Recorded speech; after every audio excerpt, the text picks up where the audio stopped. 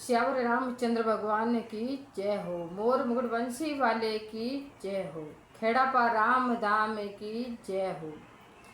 श्री रामदास जी महाराज की जय। श्री रघुदास जी महाराज की जय हो। श्री राम गुरुदेव भगवान की जय हो।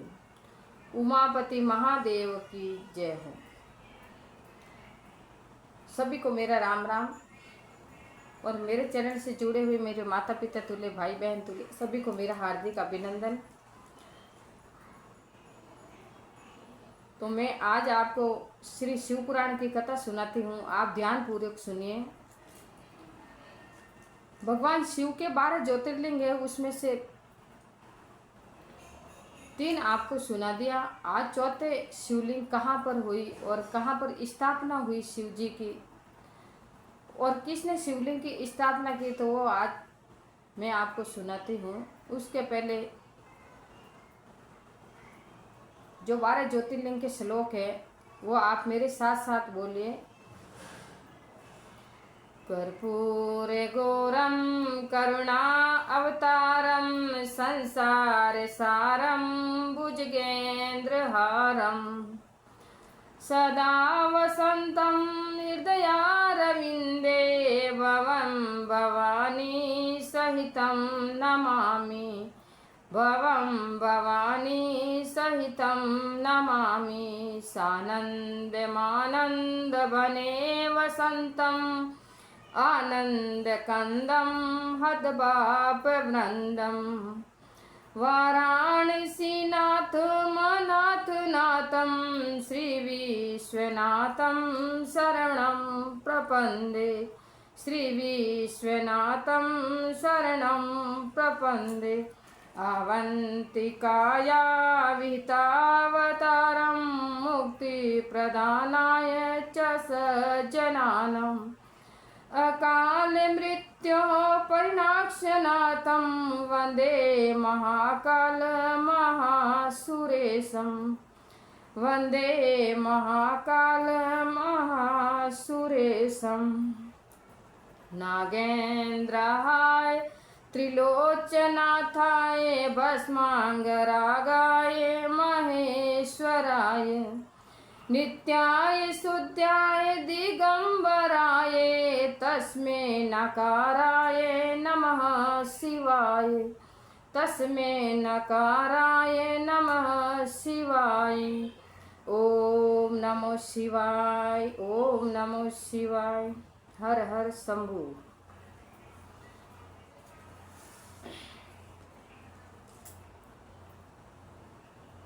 तो ये भोलेनाथ शिव जी की स्तुति बोली। आप भी अपने घर में बहुत प्रयास करके सीख सकते हैं। तो सूत जी कहते हैं, हे शौनकादिक ऋषियों,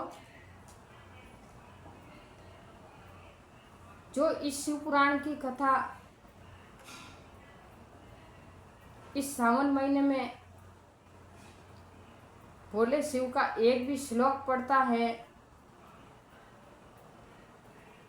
और 2-4 भी इसके पेपर पढ़ते हैं, उसके लिए मुक्ति होने में कोई संभव नहीं है। ऋषियों ने कहा, महाभाग सूत जी, आपने अपने भक्त की रक्षा करने वाले महाकाल नामक शिवलिंग की बड़ी अद्भुत कथा सुनाई। अब आप कृपा करके चौथे ज्योतिर्लिंग का परिचय दीजिए। ओंकार तीर्थ में सर्व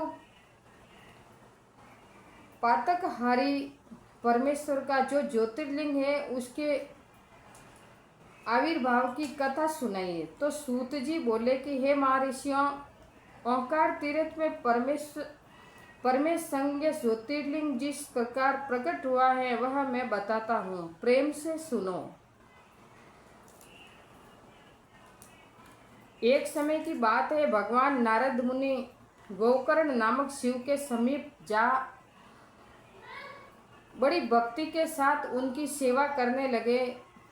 कुछ काल के बाद वे मुनि श्रेष्ठ वहां से गिरिराज विद्या पर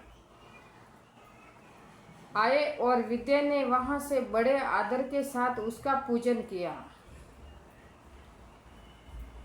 मेरे यहाँ सब कुछ है, कभी किसी बात की कमी नहीं है और नहीं होती है। इस भाव को मन में लेकर विद्याचल नारद जी के सामने खड़ा हो गए। आपको समझ में तो आती होगी।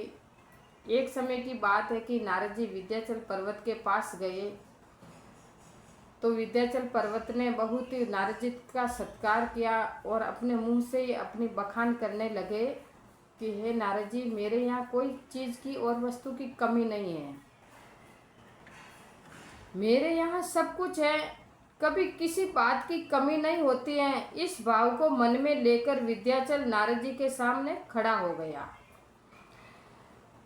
उसकी यह अभिमान भरी बात सुनकर अहंकार नाशक नारद मुनि लंबी श्वास खींचकर चुपचाप खड़े हो गए। यह देख विद्या पर्वत ने पूछा, आपने मेरे यहाँ कौन सी कमी देखी है? आपके इस तरह लंबी सांस खींचने का क्या कारण है? तो विद्याचल पर्वत नारद जी से कहने लगे कि हे नारद जी, आपने ये जो लंबी सांस खींची है इसका क्या कारण है? मेरे यहाँ कुछ की कमी लगी है आपको?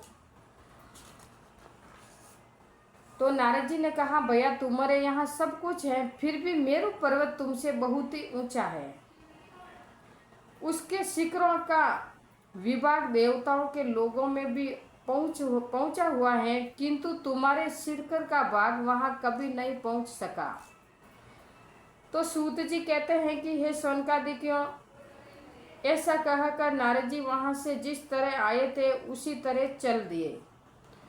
परंतु विद्याचल पर्वत मेरे जीवन आदि को धिक्कारे ऐसा सोचता हुआ मन ही मन संतप्त हो उठा।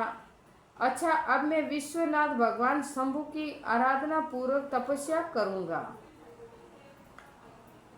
तो विद्याचल पर्वत ने मन में विचार किया कि अब मैं शिवजी भोलेनाथ की तपस्या करूंगा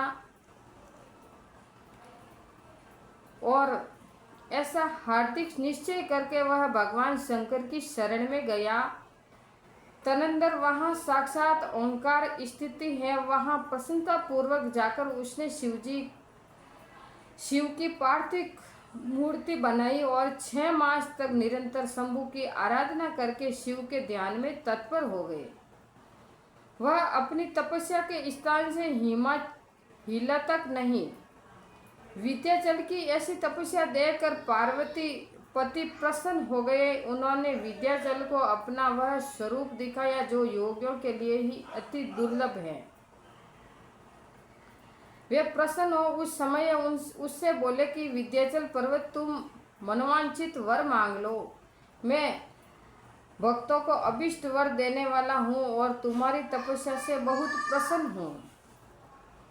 तो विद्याचल पर्वत बोला, देवेश्वर शंभु, आप सदा ही भक्तवत्सल हैं, आप सदा भक्तवत्सल हैं। यदि आप मुझ पर प्रसन्न हो तो मुझे यह अभिष्ट बुद्धि प्रदान कीजिए जो अपने कार्य को सिद्ध कर सकूं और कार्य को सिद्ध करने वाली हो। तो भगवान शंभु ने उसे उत्तम वर दे दिया और कहा कि पर्वतराज विद्या, तुम जैसा चाहो वैसा ही करो। उसी समय देवता तथा निर्मल अंतकरण वाले ऋषि वहीं आए और शंकर जी की पूजा करके निवास करे। देवताओं की यह बात सुनकर परमेश्वर शिव प्रसन्न हो गए और लोगों को सुख देने के लिए उन्होंने सहर्ष वैसा ही किया।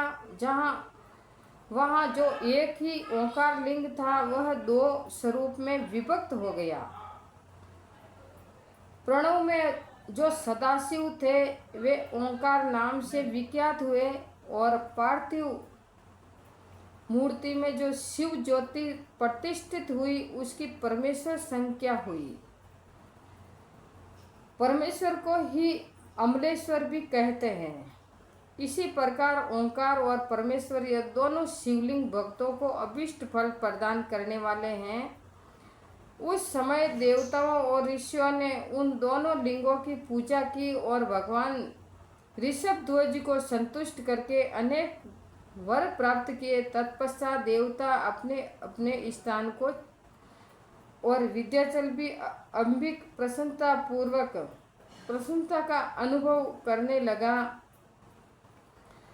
उसने अपने अभिष्ट कार्य को सिद्ध किया और मानसिक परिताप को त्याग किया।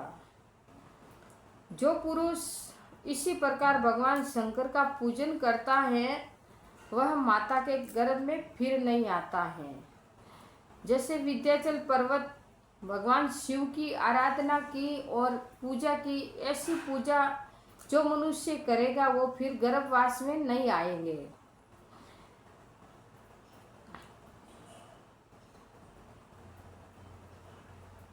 और अपने अभिष्ट फल को प्राप्त कर लेता है, इसी में कोई संशय नहीं है।